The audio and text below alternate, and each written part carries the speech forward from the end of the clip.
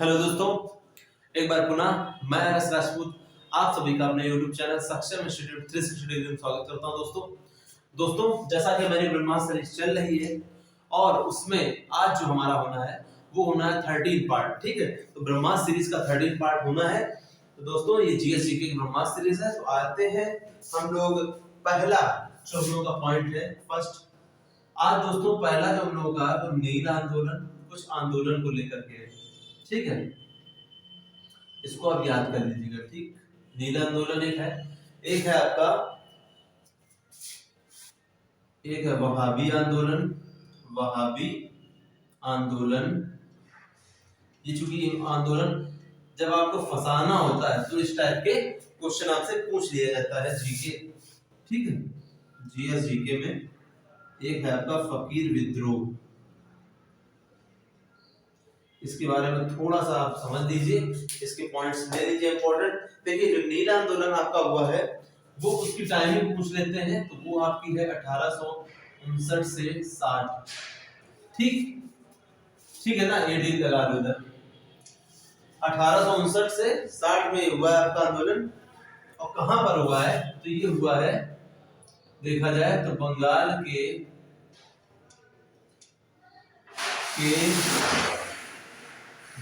के नदिया जिले। ठीक है, बंगाल राज्य होगा आपका, नदिया वहां का जिला है का गोविंदपुरा गांव। गोविंदपुरा गांव। ठीक है, इसको आप क्या करिए, फटाक से नोट कर लीजिए। कितना पॉइंट इसमें इंपॉर्टेंट है, खास तौर से इसकी टाइमिंग को लेकर के कि नील आंदोलन कब हुआ। तो 1859-60 में ये आपका आंदोलन हुआ है। ठीक है दोस्तों, इसको नोट कर लीजिए। फिर आते हैं हम लोग सेकंड वाले में।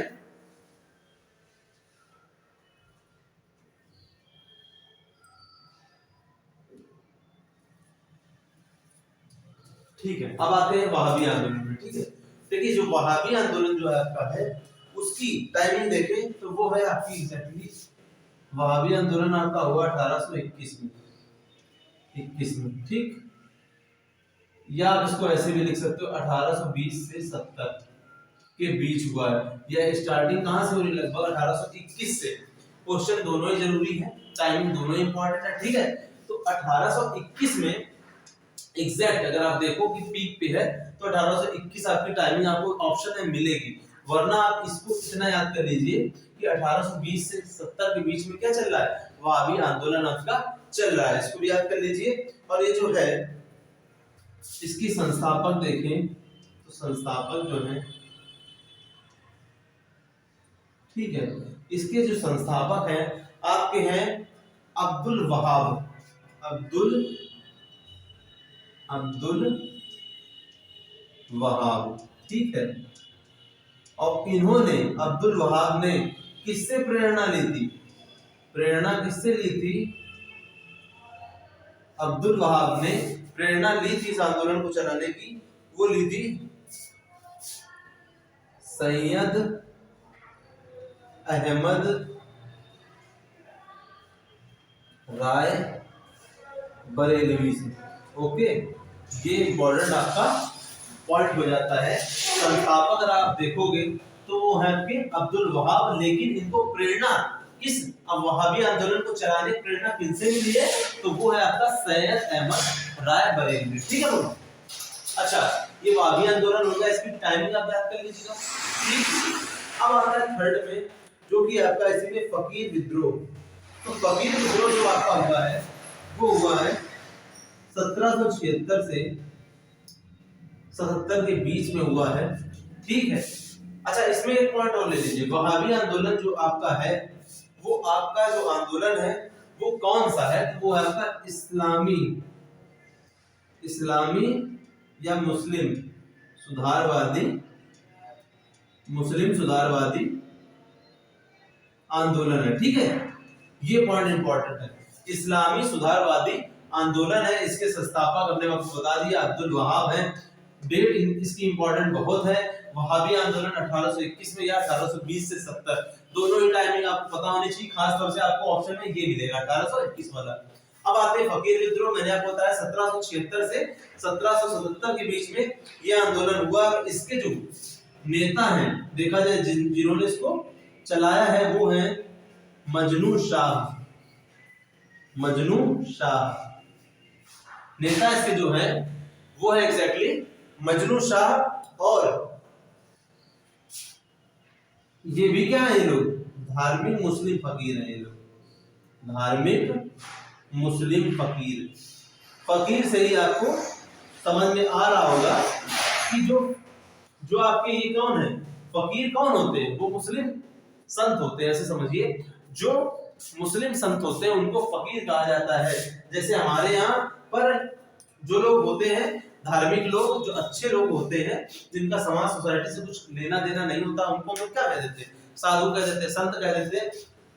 तो उन्हीं को ही मुस्लिम धर्म में जो लोग उस तरीके का व्यवहार करते हैं, उनको क्या कहा जाता है, फकीर कहा जाता है। तो फकीर विद्रोह क्या है, धार्मिक मुस्लिम फकीरों द्वारा करा जा रहा है। सोचिए, फकीर लोग विद्रोह कर रहे हैं, आप समझ सकते हैं। इनके नेता कौन थे, मजनू शाह थे। ठीक है, ये कहां पर हुआ है, इसकी भी देख लीजिए। ये हुआ आपका बंगाल में हुआ था, पश्चिम बंगाल और ये सब। ठीक है, ये बंगाल में आपका हो रहा है। देखिए, नीला आंदोलन भी आपका कहां हुआ है, बंगाल में हो रहा है। ठीक, इस तरीके से ये आपके 3 पॉइंट्स मैंने इसमें करा दिए। ठीक है, इसकी डेट और ये याद कर लीजिएगा, क्योंकि जब आपको फंसाना होता है एग्जामिनर को, तो फिर आप यहां से क्वेश्चन पूछ लेते हैं और अक्सर लोग गलत कर देते हैं। ठीक है, आते हैं सेकंड में। सेकंड जो है आपका, सेकंड जो है आपका, वो है आपका पंचायती राज से रिलेटेड है। पंचायती राज से रिलेटेड है, रिलेटेड। ठीक है, उसमें समितियों से पॉइंट पूछ लिया जाता है यहां पर। जैसे कि एक आपका है बलवंत राय मेहता समिति, बलवंत राय मेहता समिति। ठीक है, ठीक है। दूसरी आपकी है अशोक मेहता समिति, अशोक मेहता आपकी समिति है। ठीक है, इसको भी फटाफट नोट कर लीजिए। तीसरा जो है आपका, वो है जीवी के राव समिति, जीवी के राव समिति।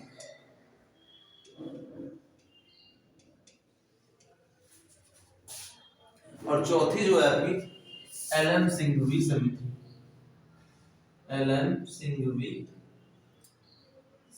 समिति। ठीक, इसकी डेट पूछ लेते हैं। ठीक है, इसकी डेट आप जरूर याद कर लीजिएगा।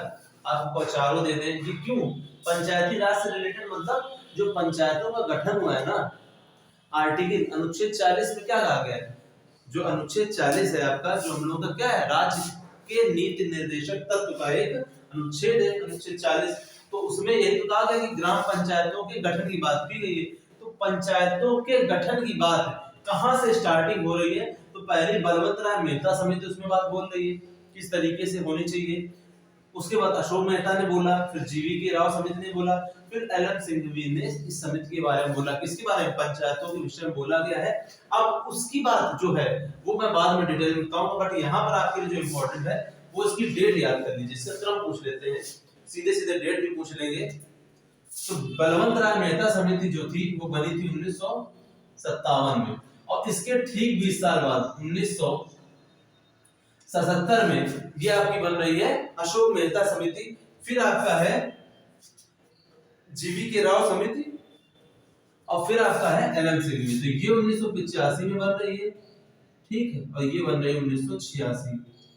तो देखा जाए इसकी डेट देखें तो इस तरीके से क्रम आ रहा है। ये क्रम आप इसको एज इट इज लर्न कर लीजिएगा, बहुत इंपॉर्टेंट क्रम है। और सीधे सीधे पूछ लेंगे आपसे कि बलवंत राय मेहता समिति कब बनी, तो आपको पता होना चाहिए 57 बनी थी। और इसी के ही माध्यम से, यानी कि फाइनल जो नाम होता है कि पंचायतों का किस स्तर की होनी चाहिए पंचायतें, तो वो किस स्तर की होनी चाहिए, वो बलवंत राय मेहता समिति की ही सिफारिश के आधार पर होती हैं। ठीक है, तो आपको लाइन से याद होना चाहिए, बलवंत राय मेहता समिति, अशोक मेहता समिति, जीवी के राव समिति और एल.एम. सिंघवी समिति। ठीक, इसको लिख लीजिए। फिर आते हैं हम लोग, एक पॉइंट आता है, इसको मिटा दें।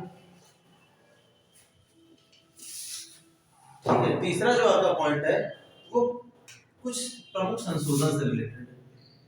ठीक है, प्रमुख संशोधन, इसको मैं आपको इंपॉर्टेंट नोट्स दे रहा हूं, तो इसको एज इट इज धीरे धीरे आप लर्न कर लीजिएगा।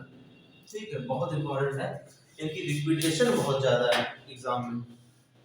देखिए 13वां संशोधन, 13वां संविधान संशोधन। ठीक है, संविधान संशोधन लिख रहे हैं, संशोधन एक इंपॉर्टेंट है। इसकी टाइमिंग जो है कब की है, 13वें संविधान संशोधन की टाइमिंग जो है वो है आपकी 1962। ठीक, इसी तरीके से 13वें के बाद आता है आपका 18वां संविधान संशोधन, 18वां संविधान संशोधन। ठीक है, इसको भी नोट कर लीजिएगा। 18वां संविधान संशोधन का भी एक टाइमिंग है जो कि है आपकी 1966 की। तीसरा जो है आपका वो है, इसको नोट कर लीजिए। फिर आपका 22वां संविधान संशोधन, संविधान संशोधन। ओके, 22वां संविधान संशोधन जो कि है इसकी अपनी टाइमिंग है। और एक है आपका 36वां संविधान संशोधन, 36वां संविधान संशोधन।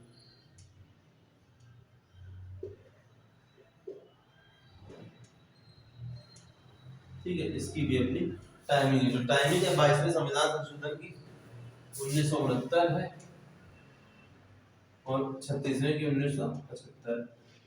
ये इसलिए करा रहा हूं क्योंकि आप देखिएगा क्वेश्चन ही बहुत पूछे जाते हैं। अगर आपने अन्य एग्जाम में दिए होंगे अभी तक तो आपने देखा होगा इस टाइप के क्वेश्चन बहुत पूछे जाते हैं। ठीक है, जो 13वां संविधान संशोधन है वो 1962 में, डेट ये भी याद कर लीजिए। 13वां संविधान संशोधन 1962 डेट है, वो किससे रिलेटेड है, आपका नागालैंड से रिलेटेड है। ठीक है, उसकी फॉर्मेशन से रिलेटेड है। ठीक है, 18वां जो संविधान संशोधन है वो है आपका 1966 का, और वो है हरियाणा, हरियाणा के निर्माण से रिलेटेड है। ठीक है, हरियाणा हो गया। 22वां जो संविधान संशोधन है 1969, ये आपका है मेघालय से रिलेटेड, मेघालय बना इससे। ओके, मेघालय है। और 36वां संविधान संशोधन जो है वो आपका है सिक्किम बना, सिक्किम। सिक्किम तो बहुत ही पूछा जाता है, खास तौर से देखिए 36वें संविधान संशोधन है। देखिए एक 35वां संविधान संशोधन है, 35वां संविधान संशोधन। संशोधन से क्या होता है, सिक्किम क्या होता है, सिक्किम भारत में सम्मिलित होता है, केवल सम्मिलित कर लिया जाता है, बट कोई राज्य का दर्जा नहीं मिलता, इसे राज्य का दर्जा नहीं मिलता, लिख दे रहा हूं मैं, नहीं मिलता। लेकिन 36वें संविधान संशोधन से क्या होता है, सिक्किम को पूर्ण राज्य का दर्जा मिल जाता है, सिक्किम को पूर्ण राज्य का दर्जा मिला। ठीक, इसको मैंने लिख दिया, इसको याद कर लीजिएगा। दोनों ही 35वां संविधान संशोधन देखा जाए तो किससे भी संबंधित है, सिक्किम से ही संबंधित है। यहाँ पर उसको सम्मिलित भारत में कर दिया जाता है, बट एग्जैक्टली पूर्ण राज्य का दर्जा, जैसे कि आज सिक्किम की राजधानी गंगटोक, तो ऐसा राज्य उस समय ये बना नहीं था, तो 36वें संविधान संशोधन से ये बनाया गया था। ठीक है, ये पॉइंट इंपॉर्टेंट आपके हो गए हैं। ठीक है दोस्तों, तो इस तरीके से आज की ब्रह्मास्त्र सीरीज में आपके लिए इंपॉर्टेंट पॉइंट्स यही थे हमारे लिए। और मिलते हैं हम अगली नेक्स्ट ब्रह्मास्त्र सीरीज जो कि हमारी 14 रहेगी। तब तक के लिए थैंक यू वेरी मच।